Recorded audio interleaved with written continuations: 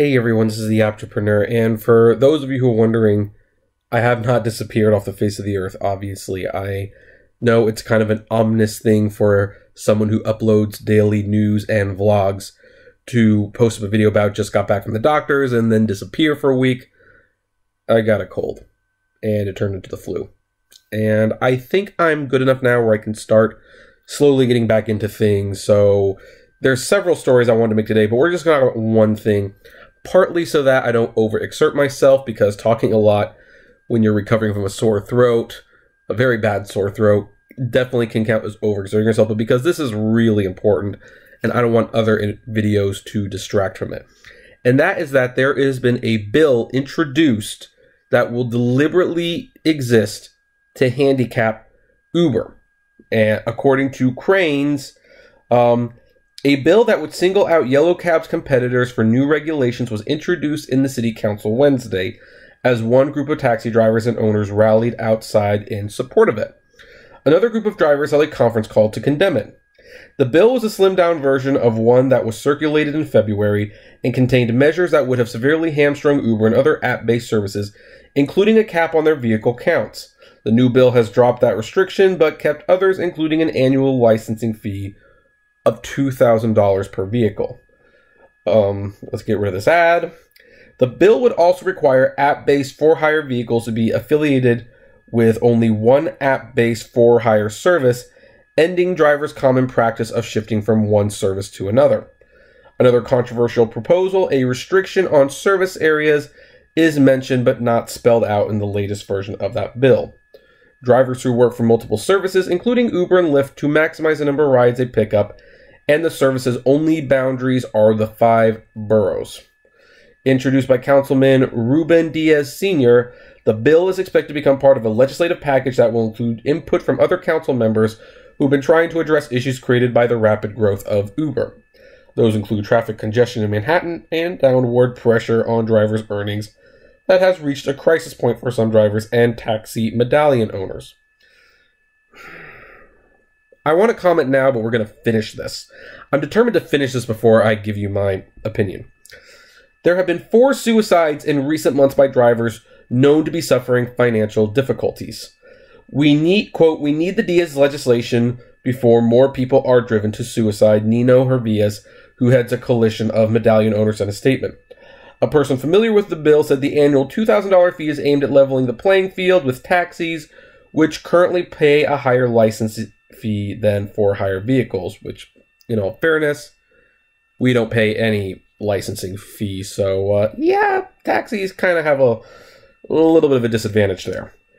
The requirement that drivers work for only one service is intended to cut congestion. Okay, I'm going to start making little comments now. That's not going to cut congestion, because the thing is, if there's like a million drivers out there, whether they pick one service or the other, they're still going to go on the road. They're just going to be using one service over the other. And that essentially means that puts Lyft out of business pretty much, because Uber is clearly more popular. If you're going to put your own financial stake in this ride-sharing thing now, you're going to sign up for Uber. Uber gets more rides. Just saying. Now, will anyone do this? That's another question. Let's continue. Both the fee and the limit on app services are proving controversial among Uber drivers. Oh, you think? The fee would, quote, "take more money out of the pockets of drivers who are struggling to make a living," said Jim Canigliario Jr., founder of the Independent Drivers Guild, an Uber-affiliated labor group which held a conference call with reporters Wednesday morning. He also objected to the ban on working for multiple services, which he said would give a service monopoly power and add downtime to a driver's day, which I agree. I actually do agree with that. Now, as for this taking money out of drivers' pockets, yes, it would. The one uptick to this, I would assume, is that a lot of Uber drivers are not going to pay $2,000 a month in a fee to drive for Uber at the poverty wages that they provide. So, yeah, a lot of Uber drivers would quit, and so much so that, in fact, the pay would probably have to be considered decent for anyone to even consider driving for Uber. So there is a potential positive upside to this. But do I think this goes too far? Well, we'll wait till the end of the video. Let's continue.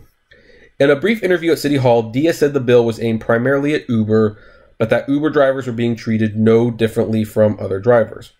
Quote, other drivers are regulated too, the councilman said of his measure. The same thing any other driver has to go through, an Uber driver has to go through. Well, yeah, probably. So far, Diaz's bill has no co-sponsors, and City Council Speaker Corey Johnson said he has come to no conclusion on it, but he did say he was open to more regulations of for-hire vehicles. Quote, right now the taxi industry is so well regulated compared with its rivals, Johnson said. We have to look at, are there ways to have some level of parity? This is the strange thing that I keep wondering. Why is it that Uber and the taxi industry have to be on the same level playing field? I mean, where was all this regulation when Amazon was destroying businesses and nobody cares? I mean, they cared like 10 years later when they realized they weren't paying tax. But the thing is, it's usually not a good idea for government to get involved if the product is better. If the product is better, then, you know what, they shouldn't be regulating more. They should be deregulating the other companies so that they can compete. Taxi companies do the same thing as Uber. They do it less efficiently because they usually don't have apps, but they do basically do the same thing. And so I think taxis should be allowed, hey, you know, you can remove the cap of the drivers, get rid of the stupid medallion system, which doesn't make sense anymore, and let them be more competitive. Although I do agree with charging for vehicle licensing fees on the Uber and Lyft side. That, I think, would cut down on people who aren't taking this seriously. The New York Taxi Workers Alliance, a rival of the Independent Drivers Guild, came down on both sides of the Diaz bill. It's good overall, but fees need to be strictly on companies, not drivers. Which, I do agree with that, although I know that Uber would definitely pass it on to the drivers. Heck, if anything, okay, I'm going to hold this comment. Uber, not surprisingly, did not take well to the Diaz legislation. Quote, this bill is a cynical attempt to force drivers out of the industry and deny riders the reliable service they have come to enjoy in all 5 boroughs. This bill would make drivers pay the city $2,000 a year, take away their ability to earn money with multiple apps and car services, which... yeah, when has Uber been compared about them making money on other apps? And restrict service to specific neighborhood. New Yorkers who have lived in a neighborhood ignored by taxis and undeserved by public transport would be hung out to dry. Now, I think the most funny thing about this is, if it passes, and that is a big if, I don't anticipate this passing at all, it would kind of force Uber to go back to treating drivers with respect. Oh, shoot. There's not an unlimited amount of drivers anymore because $2,000 a month is way too high. Oh, we can't pay them this small fee anymore, so I guess we got to pay them better. Oh, maybe we should be offering to pay the business licenses, or at the very least maybe pay for half of them if they show to be dedicated drivers. So an ironic thing is that this can improve the driver's ability to make money with Uber. It might force Uber to at least change their tactics in that area. But here's the other thing. Is this going too far? And in some respects, I believe it is going too far. I mean, the $2,000 a month service fee, it is a month, right? I will be so embarrassed if this is $2,000 a year.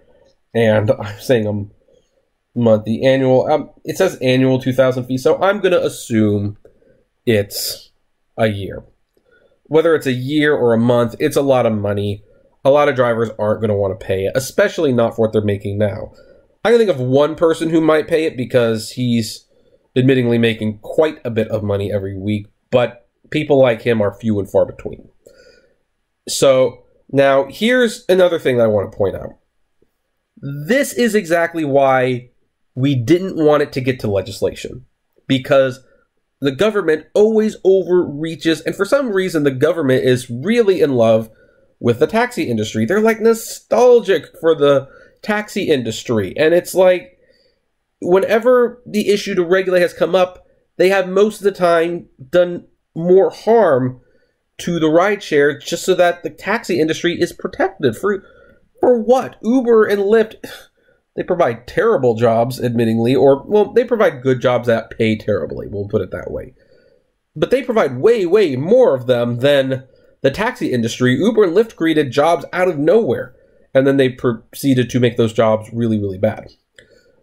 Why does the government want to protect the taxi industry? I don't get it. And it just frustrates me because I knew something like this would happen. Once the government got involved, once they started regulating themselves, they started regulating the rideshare, they would do stuff that was not ethical and not something we would want. And this bill is a prime example of there is potentially far more harm that could come from this than good. Even the whole idea of, like, you know, you can only do one driving service. Why? Why is that the case? Why do you have to do that? What? Because of all the things in this, as anti-Uber as it is, that's like the one thing that would help Uber, because who's gonna drive for Lyft or Juno or Get or Via? Like, heck, can a new competitor even come in if, as part of the $2,000 annual fee, you have to pick one? That creates another monopoly. And the government just does things like this because they always overreach. And I think we all agreed we would have preferred Uber just be nice. That they be nice, that they pay fair, before it got to this point. And guess what? We're now here. Now the government is actually stepping in.